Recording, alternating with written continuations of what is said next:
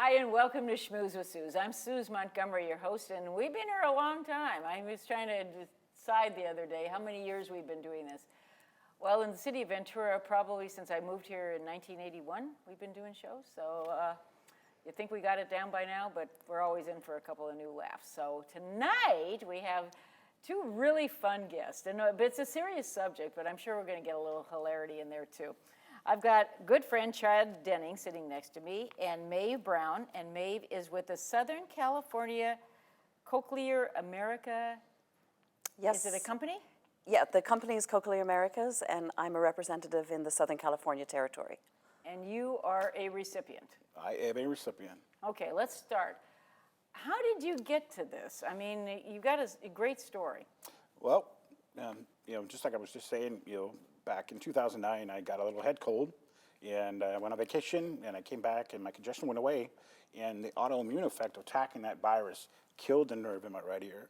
So I had 70 to 90 decimal hearing loss in my right ear. So virtually, unless you were playing something at 90 decimal, I couldn't understand anything in that ear.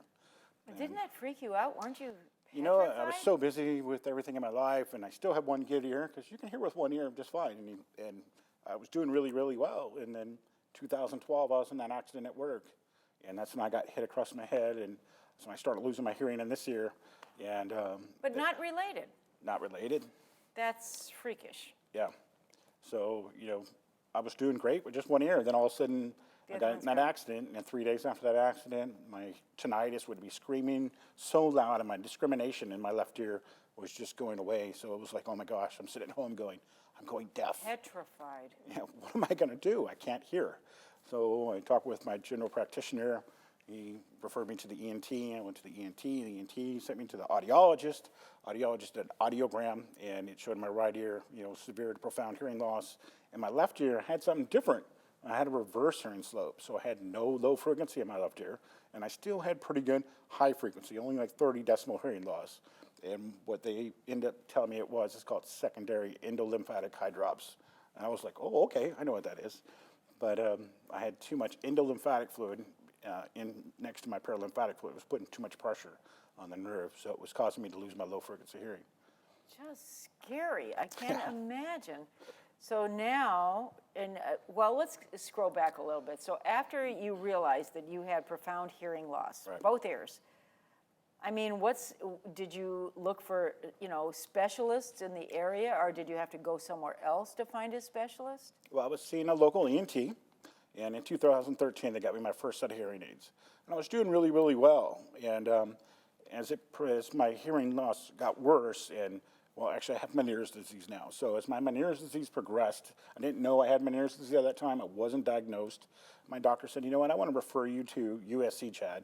I want to send you to a more advanced specialist. So I just so happened to get one of the best in the nation, Dr. John Naparco. And he monitored me for about a year, going back every 3 months, getting audiograms and seeing how I was progressing, seeing how I was doing. I was trying to monitor my diet, my salt, things like that. Wait, stop there. What's with the dietary? Because of Meniere's disease, if you eat too much salt, you retain a lot more fluid, and it causes the fluid in your ear to, cause the issues. I've never heard that. Yeah, so it's one of the things that they think causes Meniere's disease. They're not sure the actual real cause of Meniere's disease, but they, liquid and stuff like that. So you had to be on a restrictive diet? Yeah, they just, Low sodium or what? I don't add sodium to anything I eat, you know, and Still today? today, you know, I had a really bad episode after Thanksgiving this year because I Went off the deep end, right? all those bad foods, and you know, it causes severe vertigo, and it causes pressure on my inner ear. And what happens when the membrane between the endolymphatic system and the paralymphatic, you know, burst? It mixes the fluids, so the positive and negative fluids mix, and it gives me spinning vertigo. And you have to actually lay down for 2 or 3 hours before it'll go away, and it heals itself. So it's a hidden disease. No one knows I have it, you know. Yeah, well, because it's not obvious, that's Right. And just like my hearing loss, it's not obvious except for that I have processors on my head now. So why. Well, you don't even see them. That's the beauty, I and guess. that's what's the beauty of it, you know. And I was really nervous when I first got my first hearing aids. What are people going to think? I got these things in my ears. I'm a young man. I was like 41, and I was all scared. And you know what? People were like, "That's great that you're trying to help yourself." And I was like, Yeah. That was the first thing. And they were so small. Then I was like, wow, it's amazing. So in July of 2014, I had my tinnitus got even worse. So the ringing in my ears became like a freight train. It was just horrible. I couldn't understand people, and my hearing aids really weren't working anymore. And I was back at USC, and they did another MRI.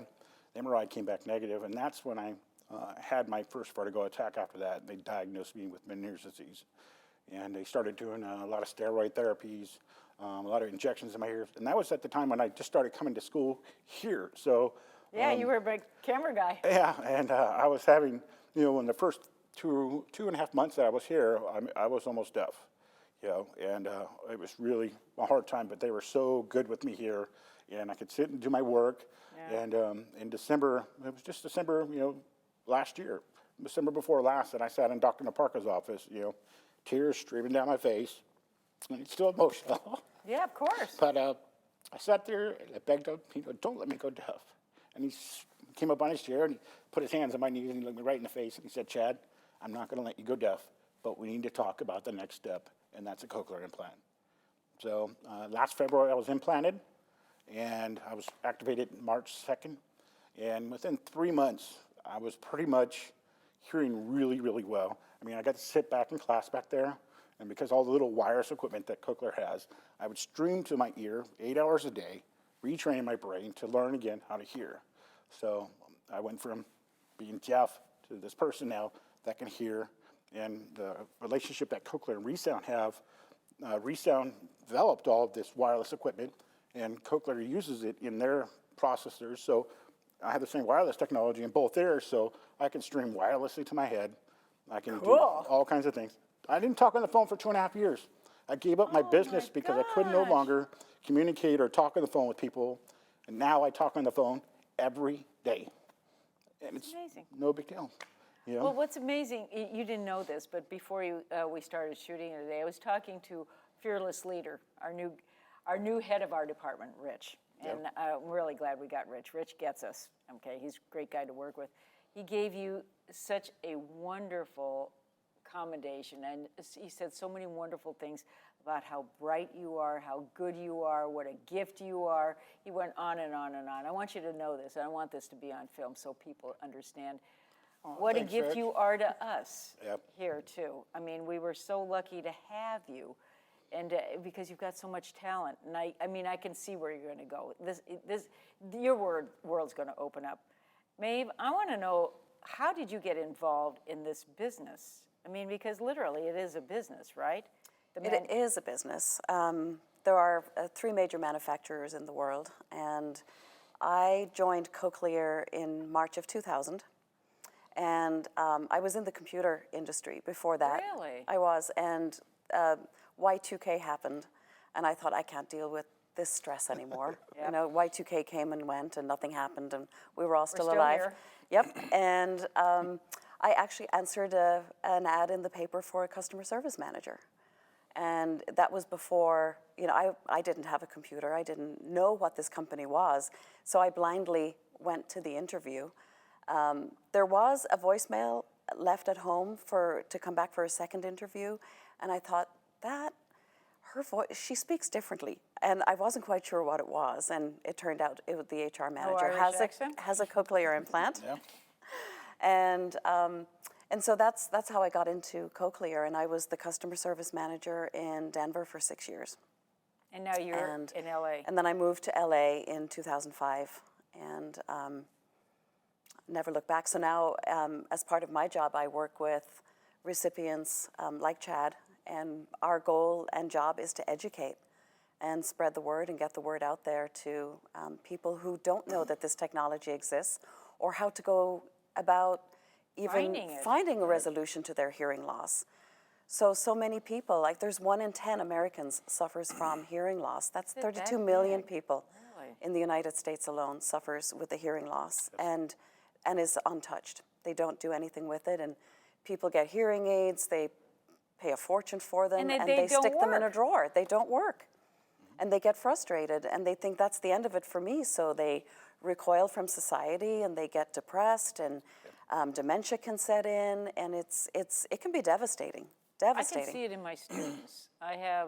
In fact, I have one student, he is 86 years old, and Stan refuses, he has had every hearing aid in the books. He's very wealthy, and he can spend any amount of money on these things, and they never work.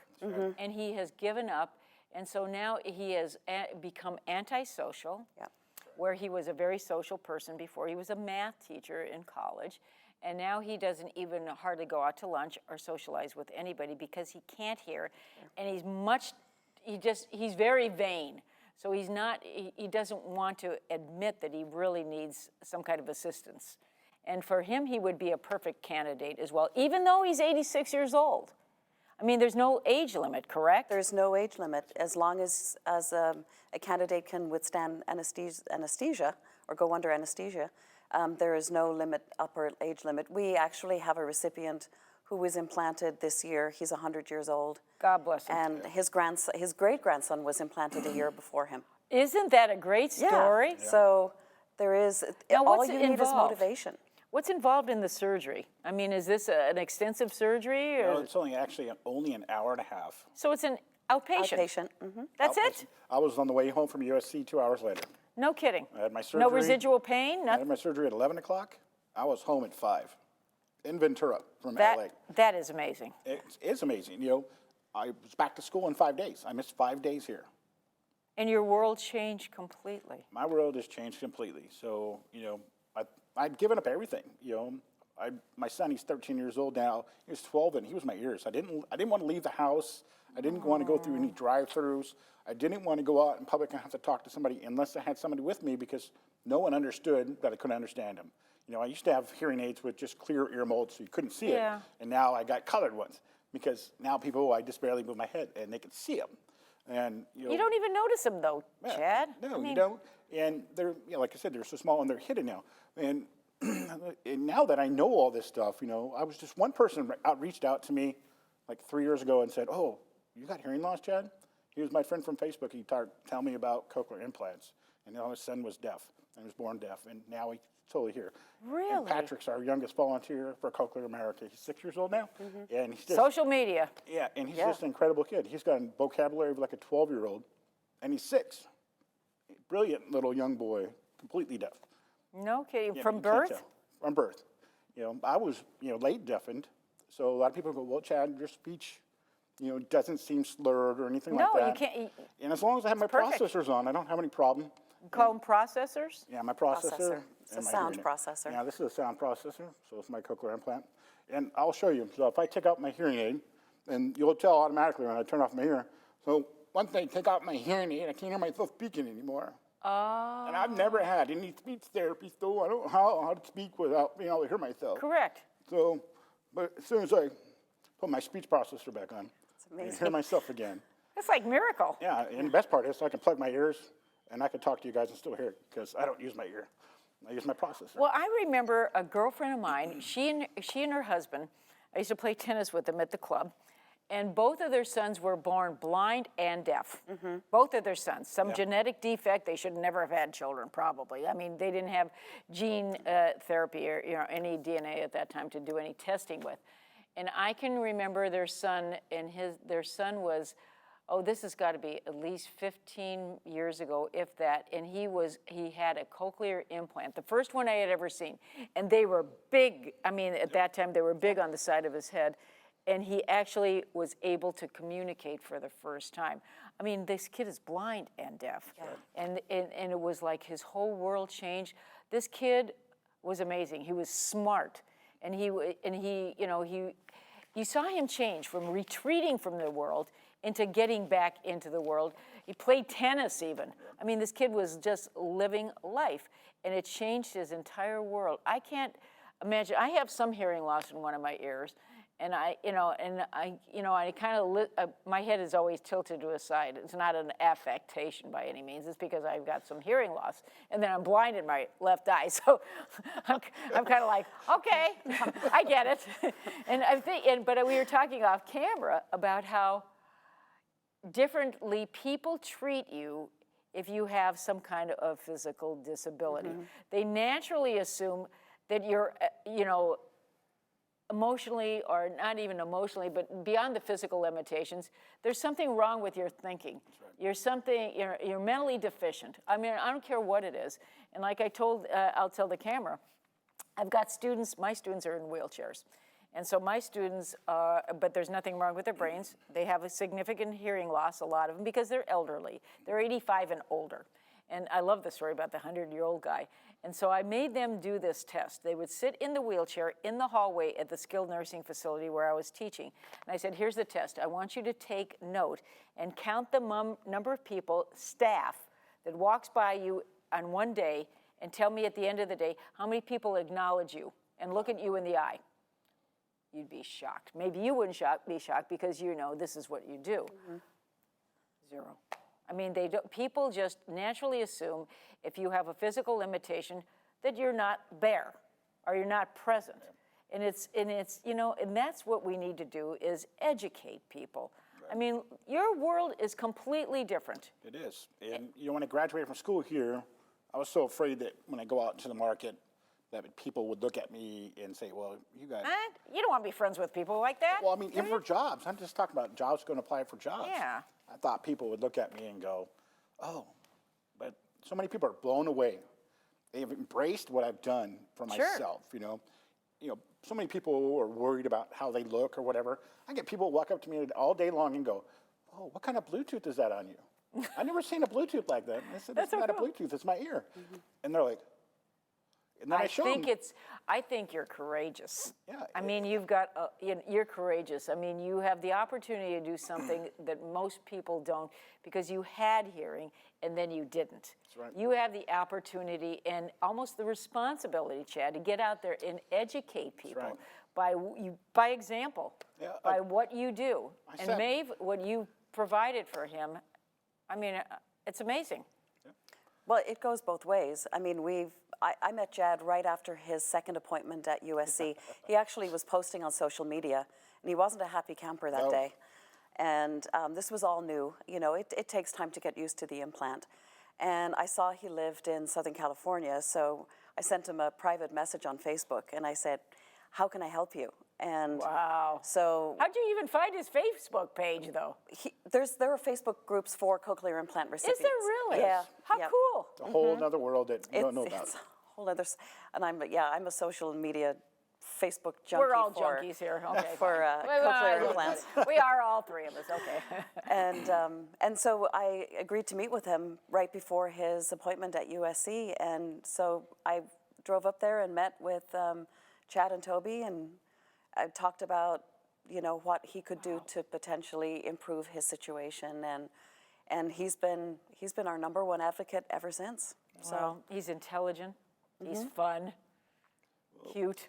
I mean, there's all kinds of things you can say about Chad. But I sat back not there. on camera. I sat okay, we'll leave it for that. But I sat back there in the classroom, and once I learned, what was going to happen next to my cochlear implants. Once I started seeing the advancement, I told myself that I wasn't going to be defined by my disability, but by my ability to help people. So over the last 10 months, this has only been 10 months, I've reached out to people all over the world, and I've shared my story. I've done these videos. I had the access to all the studios here. The people that are here actually sitting here are my fellow students. They're back just to see me on the show, and they were all responsible for being part of my hearing journey, for reaching out to family. everyone. And, and now that I've graduated, I thought a year ago my life was over. I just applied for my DBA, so I'm doing business as my fictitious business name. I'm starting my own production company and digital multimedia company. I just finished my 4th commercial. Finished my first book cover. People I got coming to work me. for you in the future. Things are happening, and I'm just getting so blessed by You are everything that I blessed. do. I'm working with a girl in the UK. 28 years she's been deaf. She's 30 years old, and she's talking on the phone now. At 3 months activation, she's talking on the phone now, and she can actually communicate with her children, her fiance, her friends. She has her girlfriends over all the time now, because she can actually sit and talk with them. Where she couldn't before, and they just were acquaintances more with her friends, and now she's just crazy. And you could ask May, behind the scenes in social media, we have the biggest presence, by just saying, hey, I understand what you're going through. Were you this outgoing before? Yeah, I've always been kind of. Okay, because I was wondering if this got exaggeratedly more so with this. And so it gave you a new sense of newfound confidence. I have a whole new life. You do. I thought my life was over. It was like, oh my gosh, hearing aids aren't working for me anymore. And then I found out what a cochlear implant is, and I was like, okay, I'm gonna do it. I'm gonna put this big thing on my head, which you can see, it's not a big thing. And Looks like a Bluetooth. most people don't. Yeah, most people don't even know what it is, and it doesn't sound exactly like an ear. It's a little more tinny. It doesn't have the full richness of a full ear, but I still have my hearing aid on this side, which gives me a full richness, and this gives me the clarity that I don't have in this ear. How's music sound? Pretty good? Music at first is horrible. Was it? But your brain has to relearn all these pulses. So as the little pulses are being stimulated inside your cochlea, your brain is learning that new signal and how that signal is being input. So for 44 years of my life, my brain knew it heard this way. So now it's hearing by electrical impulses, and my brain is learning every day. So you're reprocessing. That's right. How And interesting. And it's so important how much therapy you do. And I sat back here at school at my computer all day training my brain. I would listen to music. Literally, I'd put the same song on loop that I knew from before, and I would listen to it all day. What was it? Oh, anything from like the Eagles, like Hotel California. I'd listen to that all day long. Oh, we just lost Grandpa. Yeah, it's terrible. But just songs that I've known since childhood. A lot of stick songs, things that I grew up with. Kansas, my older brother's a musician. I grew up listening Really? to music. He's a signed Christian artist. Things like that. So I felt like I'd lost so much, and now I've gained it back. It's not exactly like it was, but it's my new. So it's my new norm, Well, and I can hear. for that, not only are you blessed, but Yep. I mean, you're making the most of this. And I admire you. I mean, you've got incredible courage. Oh, I mean, if you don't share it, what happens? Well, It gets lost. Exactly. Well, that's what you're supposed to do, aren't That's right. you? Aren't you supposed to give this stuff away? That's right. Isn't it the pass-through? Isn't it the pay it forward? That's right. And Well, that's why we all do that. Well, people I know in my sphere do. it's so nice that when I can sit back and I look at social media Yeah. and I see the people that I've worked with over the last few months, and I'm working with like 5.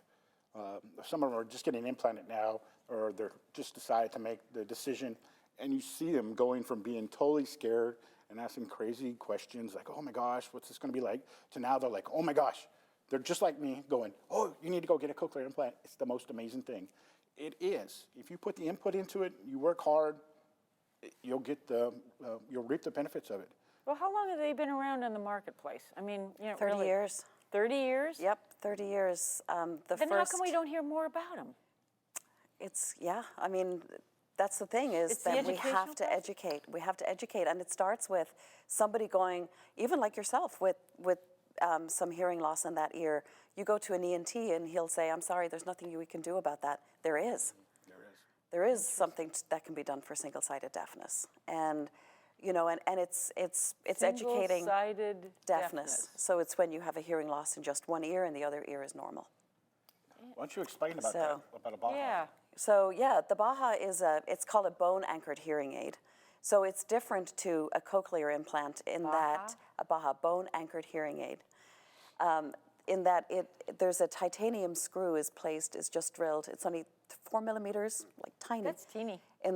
just in the mastoid bone right here behind the ear, and they place a sound processor on it, much like what Chad has, but the sound comes in through the deaf ear, and the sound is conducted through the bone, through the skull, to the normal functioning ear. The opposite side. So is even though you're fascinating. not curing the hearing on the deaf side, you're giving that side of the body access to sound.